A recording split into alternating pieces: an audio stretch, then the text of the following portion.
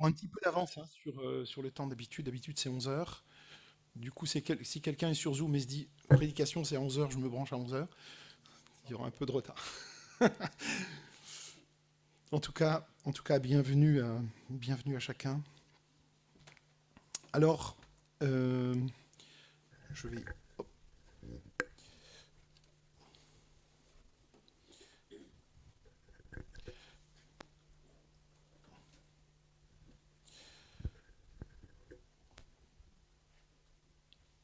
Alors, vous avez vu qu'on arrive à la fin de notre temps, de nos temps bibliques avec les petites leçons bibliques de l'Union. C'était la dernière. Je ne sais pas si je vous ai envoyé la dernière. Vous avez remarqué que j'avais un petit peu de mal. J'avais un temps de réaction un peu faible. Du coup, c'est pas évident tous les jours de se tenir, d'envoyer un PDF. Voilà, il faut faire la démarche. Mais voilà, donc j'espère que vous avez apprécié ces études quotidiennes qui nous ont, voilà, qui nous ont conduits dans cette réflexion autour de l'Église. Alors le Christ partout, tout le temps, tout simplement. Et puis cette notion d'église dispersée, d'église rassemblée. Et ce matin encore, je, je- alors je suis toujours assez sensible à l'actualité. Et je pense que c'est important de s'arrêter sur des moments, sur des grands moments de l'histoire comme ceux que nous sommes en train de vivre. Et particulièrement pour nous les chrétiens, parce que nous avons, on- par-dessous tout, nous sommes ceux qui doivent rester vigilants, attentifs aux signes des temps. J'ai écouté une prédication, justement, excellente prédication, très, très bien construite, mais sur l'Ukraine et la Russie, c'est-à-dire que le lien entre l'Ukraine et la Russie et ce que Jésus a annoncé. Et puis je me suis dit, je me suis fait cette réflexion, mais si tout ce qu'il dit correspond, c'est-à-dire que si ce qui se passe aujourd'hui entre l'Ukraine et la Russie correspond trait pour trait à ce que Jésus a annoncé, alors on est vraiment dans les tout derniers jours. Mais si ce n'est pas le cas, ça complique les choses. Alors je me risque un peu quand même ce matin, non pas à faire le lien entre ce qui se passe aujourd'hui et la fin des temps, mais sur cette notion de vigilance à laquelle le Seigneur nous appelle. Et j'ai choisi comme titre Où va notre monde. Alors, c'est un petit clin d'œil à la prédication de. Si vous allez sur Internet, vous pouvez écouter l'excellente prédication en anglais, mais de Billy Graham sur Où va le monde. Donc j'ai écouté cette prédication, j'ai pris exactement la même référence de texte que lui, Luc 21, 25 à 28. Ce ne sera pas du tout la même prédication, parce que c'est du Billy Graham et je ne suis pas Billy Graham, mais j'ai quand même pris le titre et j'ai trouvé excellent. Euh, Au tout début de son message, Billy Graham pose cette question, où va le monde? Il est dans un stade, il y a 80 000 personnes, hein, un peu plus nombreux qu'aujourd'hui. Et il pose cette question, il pose cette réflexion, il dit, mais il y a 130 ans, ou 140 ans, ce qui allait le plus vite, la façon pour un homme d'aller le plus vite possible, c'était d'être sur un cheval au galop. Aujourd'hui, on envoie des fusées dans l'espace qui sont à 25 km/h, Mach 25 ou Mach 30, je ne sais pas. Et en très peu de temps, enfin, les choses ont évolué. Alors j'ai beaucoup apprécié, en tout cas, c'est sa prédication qui est magnifique. Je vous conseille vraiment de l'écouter.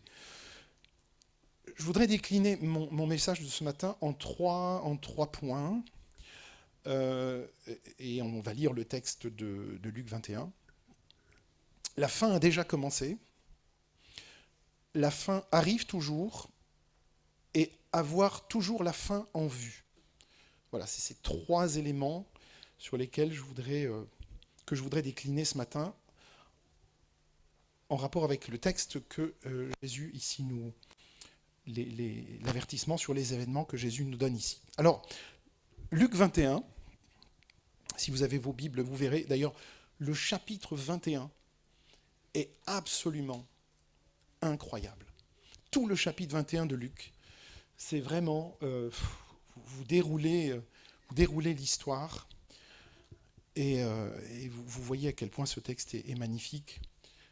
Il y aura des signes dans le soleil, dans la lune et dans les étoiles, et sur la terre les nations seront dans l'angoisse, épouvantées par le bruit de la mer et des vagues.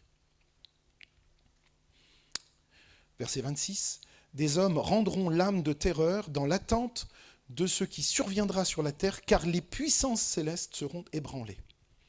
Alors le Fils de l'homme viendra sur les nuées avec beaucoup de puissance et de gloire. Quand ces événements commenceront à se produire, redressez-vous, relevez la tête, parce que votre délivrance est proche. Donc ici déjà, vous voyez cette notion que Jésus imprime chez ses disciples, c'est que au moment où il y a les événements, ce n'est pas la peur qui doit nous dominer, mais plutôt la perspective de la délivrance qui est proche. Plus facile à dire qu'à vivre, qu'à faire. Verset 29, puis il leur dit une parabole. Regardez le figuier et tous les autres arbres. Dès qu'ils bourgeonnent, vous savez vous-même que l'été est proche. De même, quand vous verrez ces choses arriver, sachez que le royaume de Dieu est proche. Je vous le dis en vérité, cette génération ne passera pas avant que tout cela n'arrive. Verset 33, le ciel et la terre disparaîtront, mais mes paroles ne disparaîtront pas. Faites bien attention à vous-même, de peur que votre cœur ne devienne insensible au milieu des excès du manger et du boire et des soucis de la vie, et que ce jour ne fonde sur vous à l'improviste. C'est-à-dire, si on n'était pas prêt. En effet, il s'abattra comme un piège sur tous les habitants de la terre. Restez donc en éveil, priez en tout temps, afin d'avoir la force d'échapper à tous les événements à venir et de vous présenter debout devant le Fils de l'homme. Pendant la journée, Jésus enseigna dans le temple et il allait passer la nuit à la colline appelée Mont des Oliviers. Tout le peuple se rendait dès le matin vers lui dans le temple pour l'écouter. Alors, ce que Jésus nous dit ici dans ces quelques versets, c'est que nous devrions toujours vivre, et nous sommes ses disciples, nous sommes ceux qui le suivent, nous devrions toujours vivre nos vies avec la fin des temps en perspective. Alors on verra le Fils de l'homme venir sur des nuées avec beaucoup de puissance et de gloire, au verset 27. Alors lorsqu'on entend ce mot nuée, nuage, je ne sais pas à quoi ça vous fait penser. Si vous aimez les nuages, par exemple, vous savez, les formes des nuages, les formes très différentes. Parfois, les nuages dessinent un éléphant, un visage, enfin, on peut y voir un peu tout ce qu'on veut dans ces nuages. Et dans le ciel, il y a des nuages magnifiques. Par exemple, les cumulus. Les cumulus, c'est les plus gros nuages. Il y a les stratocumulus qui sont beaucoup plus hauts et qui forment, vous savez, des espèces de traits comme ça, les uns à côté des autres. Il y a aussi les cumulonimbus. Et puis, il y a les cirrus. Les cirrus, c'est des petites flèches dans le ciel, comme ça. Et ce sont les nuages qui sont les plus hauts dans le ciel. Je crois qu'ils montent à 10 000 mètres de hauteur, ou peut-être plus. Mais quand on entend nuage, on pense aussi au cloud. Si je pose la question pour savoir qui a un cloud, je pense que presque tout le monde dira « moi j'ai un cloud ».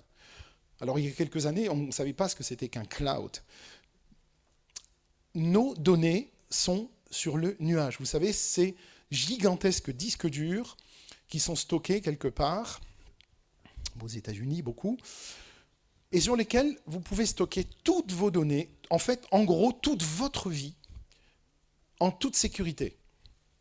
Alors, je dis en toute sécurité parce que c'est vrai que si on considère que, moi par exemple, j'ai un Gmail depuis pratiquement le début de Gmail, ça va faire maintenant à peu près 20-25 ans, j'ai jamais eu aucun problème avec mon Gmail. Toutes mes données sont toujours là. Mes mails d'il y a 25 ans sont toujours là. Donc, je crois pouvoir dire en toute sécurité, bien qu'on peut quand même rencontrer des problèmes avec le cloud. Et donc ces informations, elles ont la particularité aussi d'être protégées de tous les virus, parce qu'il y a sur le cloud, en amont du cloud, il y a d'immenses antivirus qui travaillent pour vous et qui filtrent tous les virus. Le cloud peut stocker toutes vos données, vos photos, en attendant que vous en ayez besoin et que vous disiez, tiens là, j'ai besoin de telle photo d'il y a 10 ans ou 15 ans, à tel moment, je vais la télécharger, je vais l'imprimer éventuellement. Voilà, donc c'est assez merveilleux quand on y pense. Ça peut se faire à tout moment, peu importe où vous vous trouvez dans le monde d'ailleurs. Le cloud est toujours disponible où que vous soyez. Alors, c'est un peu ce qui fait dire à... Vous savez, quand... Enfin, les jeunes font beaucoup ça, mais nous on fait aussi, disent, j'ai toute ma vie dans ce smartphone. Vous connaissez ça? J'ai toute ma vie dans ce smartphone. Mais alors, on se dit, mais si on perd notre smartphone, qu'est-ce qu'on perd? On perd tout. Enfin, notre compte bancaire, il faut tout bloquer, il faut faire quelque chose. C'est effrayant de perdre son smartphone parce qu'on se rend compte qu'on perd beaucoup en même temps. Juste pour revenir sur ce cloud, il y a quand même une inquiétude avec le cloud.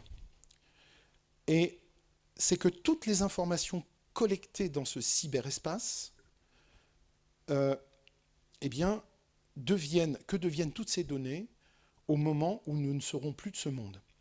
C'est la grande inquiétude. Si on n'a pas donné le mot de passe à un membre de notre famille qui donne accès à notre ordinateur ou à notre cloud, qui va récupérer nos données? Et là, on a quand même un souci. Tout ce que j'ai accumulé pendant toute ma vie va continuer à exister sur ce nuage, jusqu'à ce que quelqu'un finisse par le trouver et appuie sur le bouton supprimer, si tant est que ça se supprime réellement. Je ne sais pas, Jean-Yves, peut-être que ça reste, même quand on a fait supprime, ça reste quand même quelque part, dans un nuage quelque part, à un endroit qu'on ne connaît pas. Et oui, toutes ces données survivent même lorsque leur propriétaire n'est plus de ce monde. Alors notre texte nous parle aussi d'un nuage.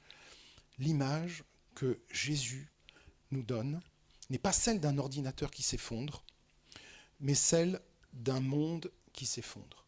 Jésus, en fait, est en train de décrire un monde qui ne sera plus. Alors, il y a des nuances, il y a juste une nuance à apporter, c'est que quand on est chrétien, quand on appartient au Seigneur, on sait qu'il y aura une nouvelle terre.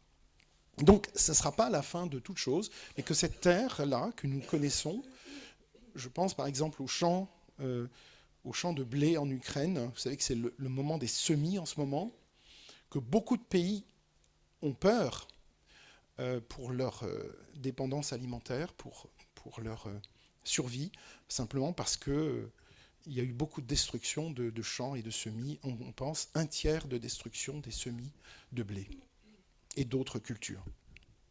Mais cette terre-là, qui est en train d'être détruite par endroits, eh bien, elle sera restaurée par le Seigneur. Elle sera entièrement restaurée. En fait, ce que Jésus est en train de nous dire ici, c'est que la seule chose qui va survivre à la fin des temps, c'est ce Seigneur, la seule espérance que nous pouvons, c'est ce Seigneur qui reviendra sur les nuées. Qui reviendra sur les nuées et qui va apporter l'espérance pour un monde meurtri. Et notre prière, aujourd'hui, c'est que ce monde meurtri puisse le trouver, puisse le rencontrer. Et notre travail à nous, en quelque sorte, notre rôle à nous, en tant qu'Église, c'est de montrer cette espérance. Le Fils de l'homme va survivre, a survécu et va revenir sur un nuage avec une grande puissance et gloire. Verset 27 de Luc 21. Donc le monde s'effondre. On parle depuis quelque temps beaucoup d'effondrement. Effondrement d'une nation, effondrement de l'économie, effondrement du vivant, par exemple. Le vivant, la nature. Sauf ce sanglier. Je crois que le sanglier qui est passé devant nous hier, ça va être un des derniers à survivre. Parce que c'est très résistant, les sangliers. C'est vraiment... Donc je pense qu'eux, ils vont nous survivre. Ça, c'est sûr. Et les escargots et les fourmis aussi, parce que les escargots, vous savez qu'ils peuvent absorber des quantités de becquerels impressionnants. Jean, tu connais les becquerels, hein, ce qui vient des atomes. Voilà, eux, ils peuvent absorber ça sans mourir. Mais pas nous. Nous, on ne peut pas. Alors, ce que Jésus décrit dans Luc 21, verset 6, « Il ne restera pas pierre sur pierre qui ne soit renversée. » Quand on songe au bombardement aujourd'hui sur l'Ukraine, mais oui, il n'y a plus rien qui reste en fait. Il y a des villes entièrement rasées. Et ça nous effraie, ça nous rend tristes. Et même les cieux seront ébranlés. La seule puissance et la seule gloire qui subsistera, elle viendra sur cette nuée à la fin des temps. Et c'est cette nuée-là, c'est ce Seigneur qui vient, qui contient tout espoir humain et la rédemption du monde. Alors bien sûr, tout ce discours sur le nuage, c'est une métaphore en fait sur la fin du monde. C'est ce discours qui peut sembler étrange pour beaucoup, si on le lisait sans connaître la parole de Dieu, sans connaître le Seigneur, ça peut paraître étrange pour des gens qui liraient ça. Et qui pourraient se dire, mais qu'est-ce que ça veut dire ce discours de Jésus ? Quel est le sens pour nous ? Et pourtant, il est vrai. Et ce qui est étonnant, c'est que vous savez que la réalité peut parfois être bien plus étrange que la fiction. Il y a beaucoup de films de fiction, c'est-à-dire des choses qui n'existent pas, mais qui sont... Voilà, on est devant un écran de cinéma et on voit les choses se dérouler, on dit « Waouh, si c'était vrai, ce serait terrible ». Mais parfois, la réalité est pire que la fiction. Et que si c'était même reproduit en fiction, on pourrait se dire « Mais non, mais c'est pas possible ». Et pourtant, c'est vrai. Alors le premier point que je voulais aborder avec vous, c'est que la fin a déjà commencé. Vous savez, quand on dit pourvu que le Seigneur retarde encore la fin, parce que moi je veux encore vivre sur terre. Non, mais la fin a déjà commencé.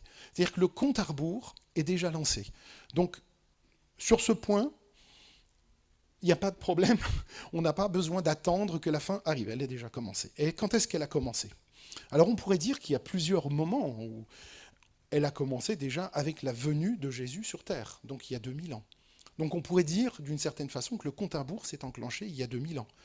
Et quand Jésus parle du Fils de l'homme venant sur une nuée, il parle d'une fin qui s'est déjà produite dans le monde de son époque.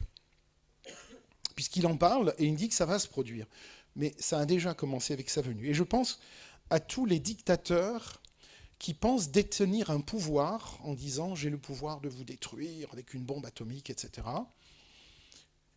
Ils ne se rendent pas compte à quel point le compte à rebours a déjà commencé, qu'eux ne sont juste qu'un instrument, et peut-être même à leur insu. Et il y a un indice qui nous est révélé. Lorsque Jésus dit « il ne restera pas pierre sur pierre », de quoi parle-t-il ? Alors, il parle spécifiquement de la destruction du temple de Jérusalem. Alors, vous allez voir que c'est assez intéressant. L'Empire romain était un empire extrêmement puissant et très, très violent, qui avait bien sûr des visions de conquête du monde. Et ils voulaient apporter leur vision du monde, leur civilisation, chez tous les peuples qu'ils devaient conquérir.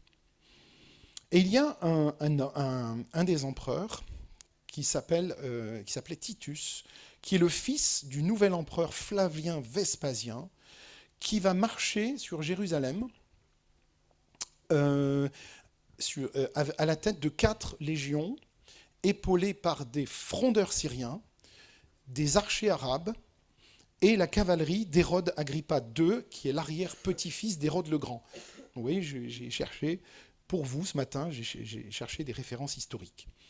Le 25 septembre de l'an 70, après Jésus-Christ, puisque vous savez que Jésus annonce cette destruction, donc le 25 septembre de l'an 70 après Jésus-Christ, Jérusalem tombe aux mains des Romains. Au terme d'une guerre de 4 ans, d'un siège de plusieurs mois, la cité est rasée, le temple est détruit. Et ça s'est passé environ 40 ans, puisque Jésus a 30 ans quand il en parle, ça s'est passé 40 ans après que Jésus l'ait prophétisé. C'est pas beaucoup 40 ans, c'est très peu à l'échelle du temps. Dans Luc 21, 32, que nous dit Jésus ?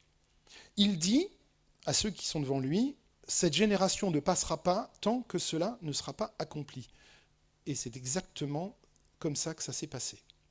Alors, une génération ne veut pas forcément dire, au sens biblique, une génération, c'est-à-dire les enfants des parents. C'est 20 ans. Donc là, il y a 40 ans. On pourrait estimer que la génération, c'est ce courant, c'est ce mode de vie, ce mode de pensée, mais que de toute façon, les enfants vous savez, c'est 20 ans une génération à peu près, je crois, donc s'ils sont encore avec leurs grands-parents, on pourrait dire que tous ceux qui sont encore vivants, ça fait une quarantaine d'années à peu près, voilà.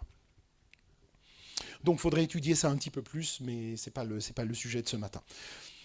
Il y a un autre indice qui nous est donné par Jésus. Avant tout cela, on vous arrêtera, on vous fera souffrir, on vous livrera aux mains, on vous livrera aux maisons de prière pour vous juger. Ça veut dire que les synagogues étaient devenues des tribunaux pour juger les chrétiens, la petite église naissante, qui était petite au début, mais qui a, vous voyez aujourd'hui, qui a grandi, puisque maintenant l'évangile est répandu partout dans le monde. On vous livrera aux maisons de prière pour vous juger et on vous mettra en prison. C'est terrible de penser que les synagogues s'étaient transformées en prison, en tribunaux. On vous conduira devant des rois et des gouverneurs à cause de moi, donc devant Titus, devant Hérode Agrippa, devant tous ces gens-là, toute cette brochette de dictateurs-là. Et au moment où l'évangile de Luc a été écrit, eh bien, les chrétiens sont arrêtés, persécutés et tués. Je vais vous donner quelques exemples qui sont frappants, on les a en tête. Étienne, par exemple. Étienne a été lapidé. Jacques a été tué par l'épée. Ça nous est rapporté aussi. Pierre a été crucifié, mais la tête en bas. C'est en fait Eusèbe de Césarée qui rapporte ça, en disant que Pierre a demandé à être crucifié la tête en bas par soumission au Seigneur.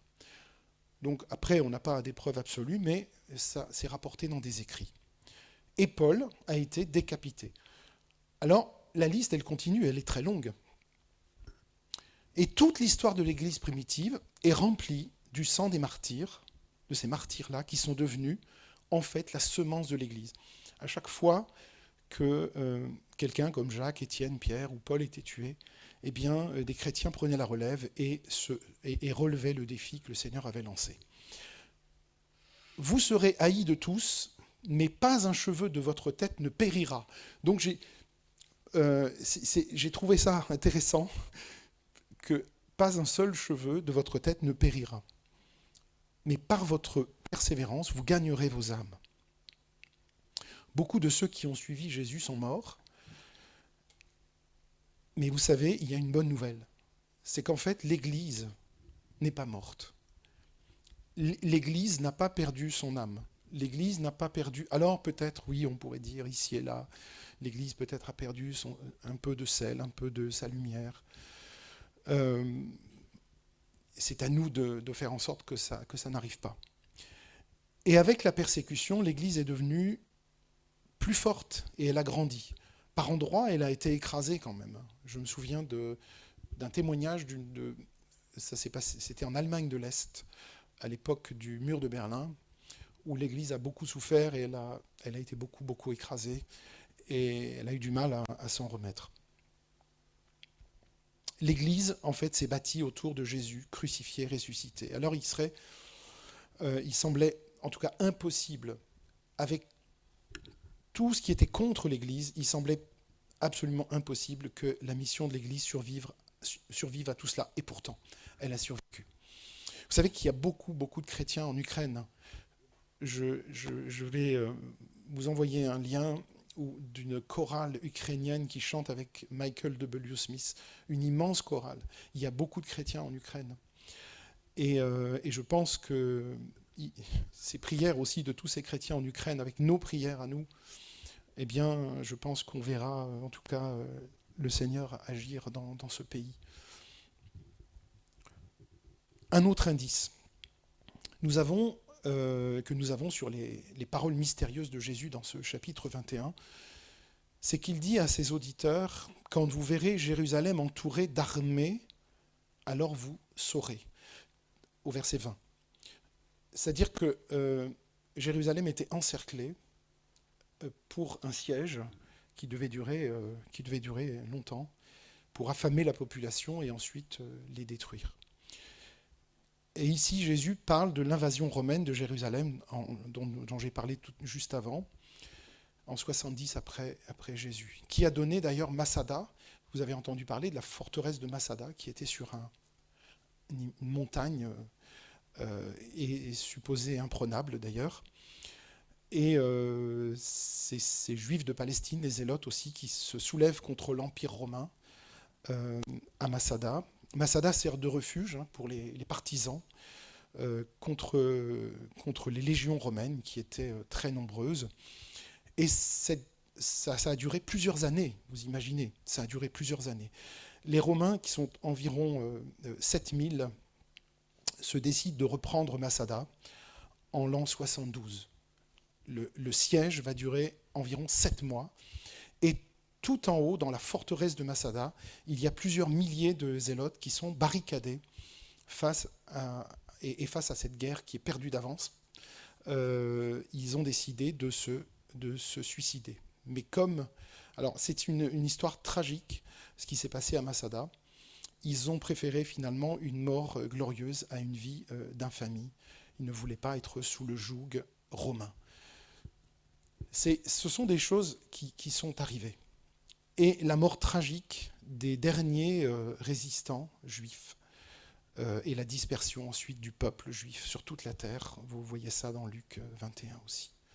Alors ceux qui sont dans la Judée s'enfuient dans les montagnes, et ceux qui sont au milieu d'elles en sortent, et que ceux qui sont dans les environs n'y entrent pas, ce qui veut dire dans ce verset 21 qu'il n'y a aucune solution. Que vous soyez dans la montagne, il faut en sortir. Si vous n'êtes pas dans la montagne, il faut y entrer.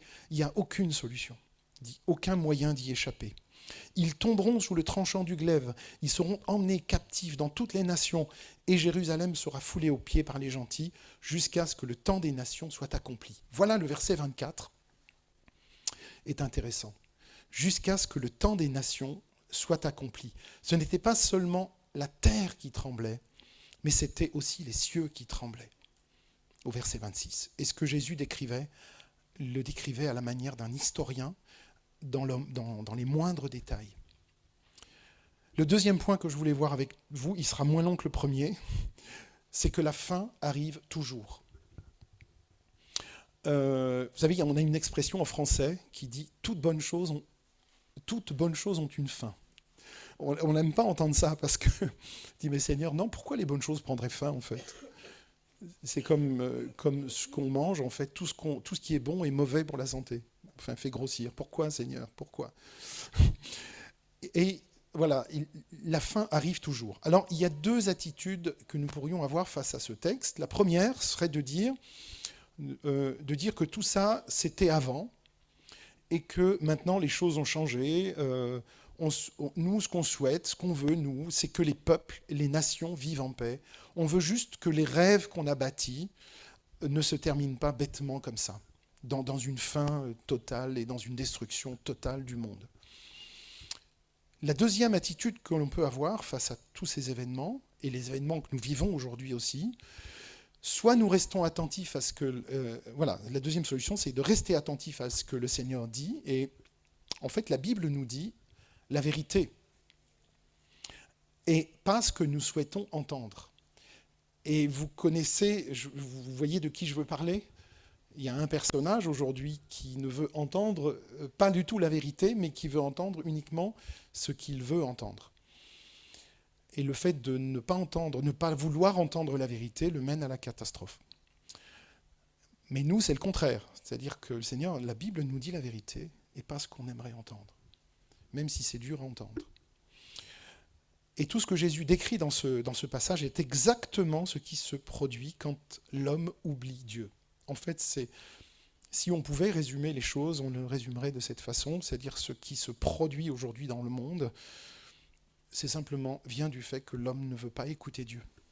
Parce que s'il ouvrait la Bible, il pourrait découvrir des vérités toutes simples qui changent la vie. Et Donc Jésus raconte ce qui va se passer et ça s'est produit. Et il y a des gens aujourd'hui qui doivent fuir la guerre, qui doivent se retrouver sur les routes comme des réfugiés et qui ont faim et qui ont froid et qui ont soif. Et je me souviens de ce que ma mère me racontait aussi pendant la guerre, ce qu'elle a vécu. Elle n'a pas souffert de la faim, il y avait des tickets de rationnement, mais elle a eu, vous savez que beaucoup de petits-enfants français ont été envoyés dans les campagnes, dans les fermes, et ma maman a été envoyée dans une ferme près d'Angers, à Soulanger précisément, où il y avait tout. Hein. Et puis on a passé toutes nos vacances pendant tout le reste pendant toute notre enfance et jeunesse, on a passé nos vacances dans cette ferme-là, parce qu'elle était devenue un des enfants de la ferme. À l'époque, ils avaient 8 enfants. Hein. Et puis on a continué. Ce que ma mère a vécu pendant ces années de guerre, on a continué. C'est-à-dire, il y avait les cochons, il y avait les poulets, il y avait des œufs, il y avait tout. Il y avait le lait des vaches qui était juste à côté. On n'a pas connu la faim. Mais maintenant, on réalise que les choses pourraient changer et pourraient s'effondrer. On pourrait se faire très peur avec ça. Mais qui peut imaginer que la faim puisse advenir, en fait? Et pourtant, c'est une possibilité. Et c'est exactement là où Jésus veut en venir avec tout cela. Dans Luc 21, 35, il viendra comme un filet sur tous ceux qui habitent sur la face de la terre. Notre vie a un début, elle aura aussi une fin, bien sûr. Alors, le troisième point, le dernier que je voulais aborder avec vous, c'est que, et c'est ce à quoi Jésus nous invite dans ce passage-là, c'est que il faut toujours avoir en perspective la fin. Alors, je suis d'accord, c'est pas un programme très réjouissant. Et c'est pas non plus notre premier réflexe de se dire bon allez, je me lève le matin et j'ai en perspective que la fin du monde, que la fin de toute chose peut arriver. C'est pas ce qu'on a envie de faire tous les jours, mais c'est ce à quoi Jésus nous invite.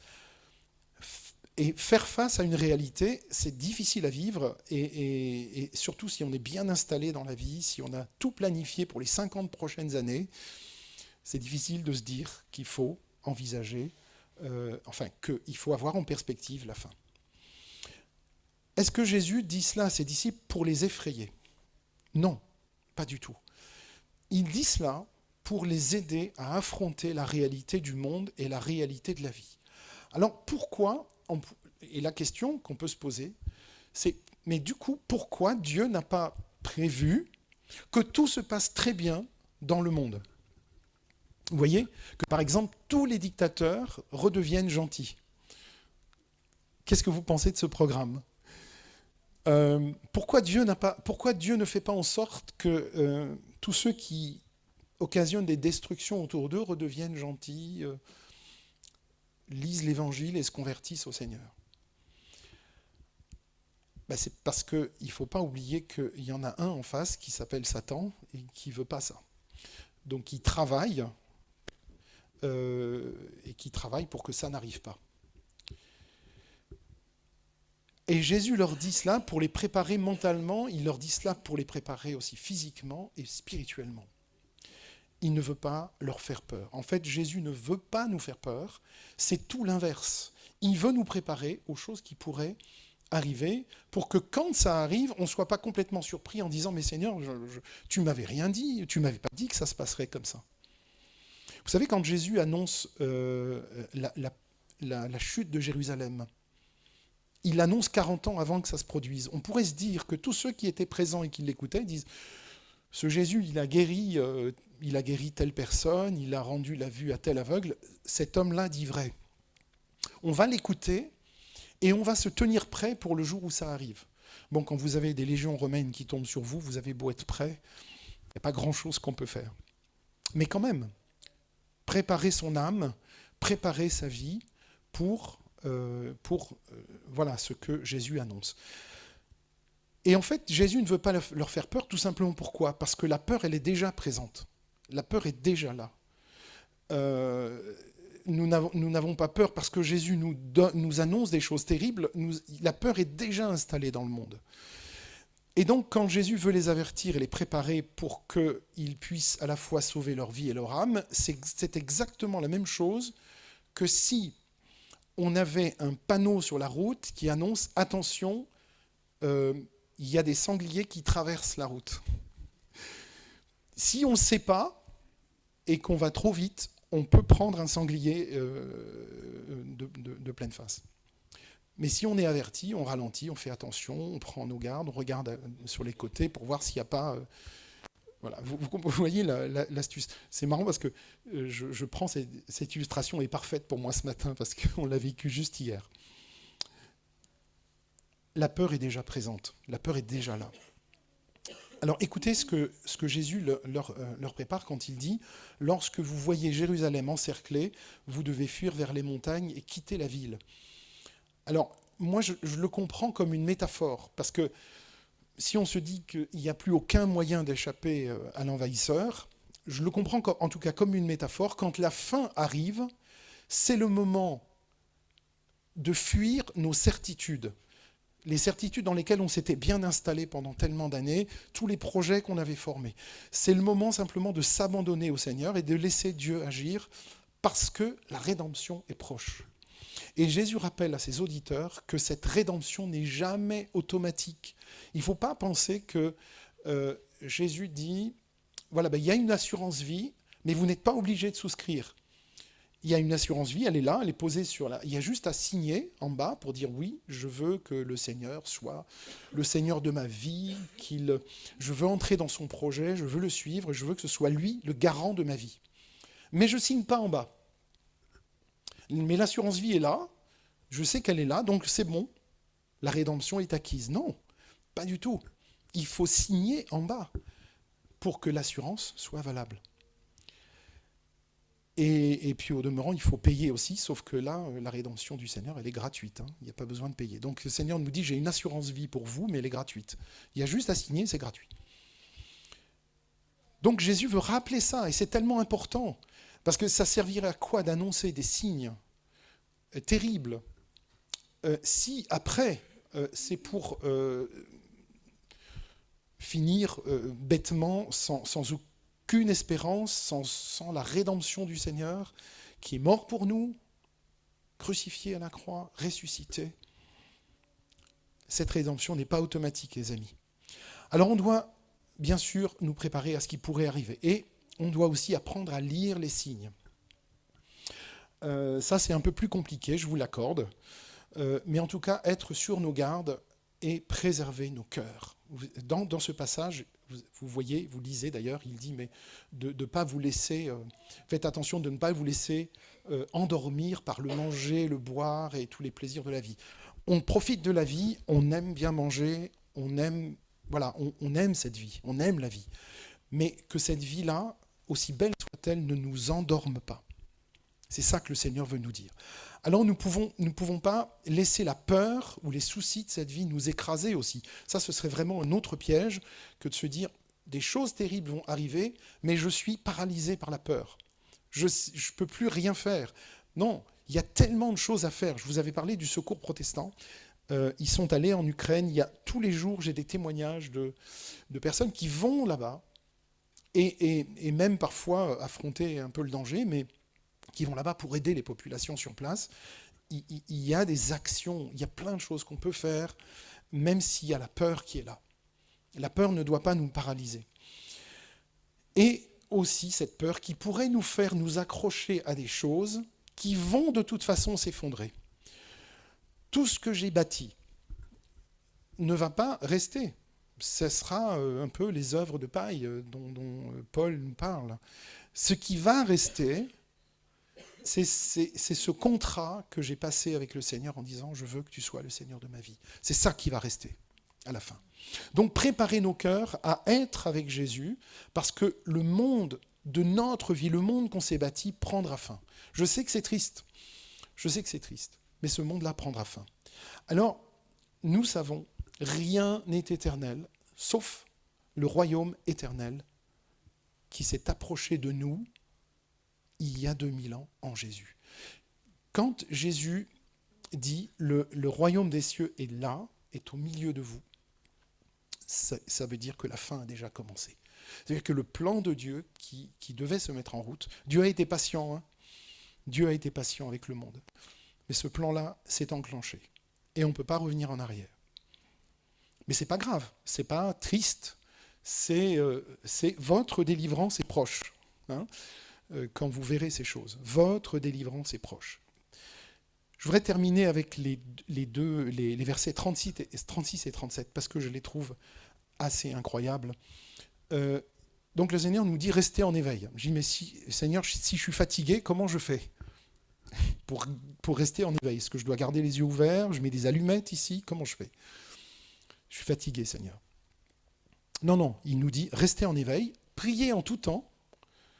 Il dit, mais ça c'est dur, Seigneur, priez en tout temps.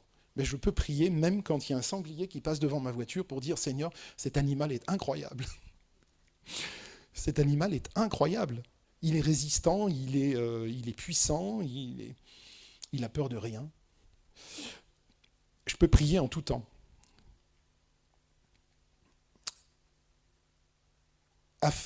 Prier en tout temps, afin d'avoir la force d'échapper à tous ces événements à venir et de vous présenter debout devant le Fils de l'homme. Comment je peux échapper à des hordes romaines, même si aujourd'hui il n'y a plus de Romains, mais comment je peux échapper à autant de puissance et autant de violence?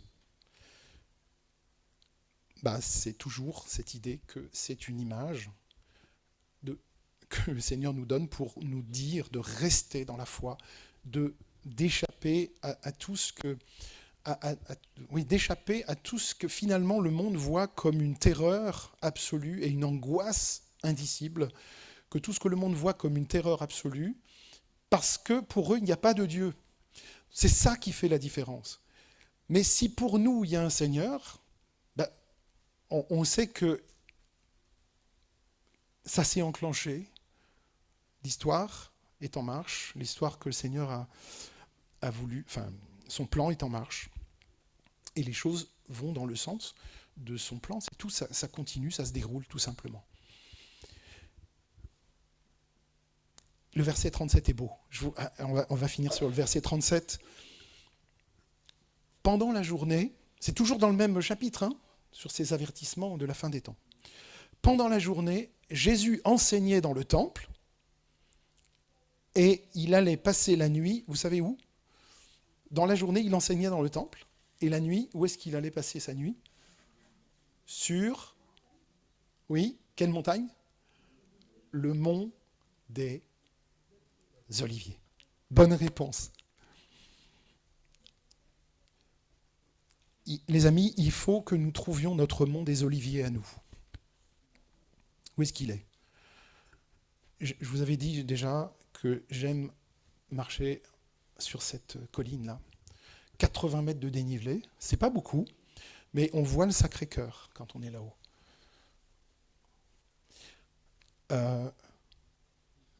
Il faut trouver son mont des Oliviers. Il faut trouver ce moment-là où le Seigneur peut nous parler. Il faut qu'on trouve notre endroit où le Seigneur peut nous parler, où on sort un peu de cette angoisse du monde pour écouter le Seigneur, pour se replonger dans ce qu'il veut nous dire. Parce que peut-être que le Seigneur ne trouve pas de moment pour nous parler parce qu'on est trop occupé. Et il y a autre chose. Donc le Seigneur, lui, il trouve son mont des Oliviers toutes les nuits, il passe la nuit là-haut, et tout le peuple se rendait dès le matin vers lui dans le temple pour l'écouter. Nous, c'est une fois par semaine qu'on est réunis, qu'on est rassemblés. Mais là, c'était tous les jours. Dès le matin, avant d'aller au travail, ils allaient dans le temple, ils allaient écouter le Seigneur. Et pourtant, le Seigneur ne leur disait pas des choses faciles à entendre. Quand vous allez écouter le Seigneur dans le temple et que le Seigneur vous dit vous savez quoi, Jérusalem, en fait, là, va être rasée. Des hordes de Romains vont vous entourer et vous écraser, vous assiéger. C'est ça qu'il leur dit. Mais les gens y vont quand même. Pourquoi? Parce qu'il a les paroles de la vie. On devrait le remercier de nous annoncer ces choses. On devrait lui dire merci. C'est comme quelqu'un qui sait ce qu'il faut faire pour sauver quelqu'un et ne le fait pas. Jésus le fait. Et lorsque nous nous tenons avec lui, eh bien, nous gardons cette fin en vue. Et ce que nous voyons, c'est le monde nouveau. Le monde nouveau, c'est le royaume de notre Seigneur Jésus-Christ. Ce que nous voyons en ligne de mire, en point de mire, c'est le monde nouveau, c'est la nouvelle terre, les nouveaux cieux, c'est le royaume du Seigneur. Le Fils de l'homme vient sur une nuée avec puissance et avec une grande gloire. Donc il viendra, quand il sera sur les nuages, ce ne sera pas nounours. Vous vous rappelez de nounours qui arrive sur les nuages? C'est ce qu'on regardait quand on était enfant. Avant d'aller au lit, on avait un épisode de nounours.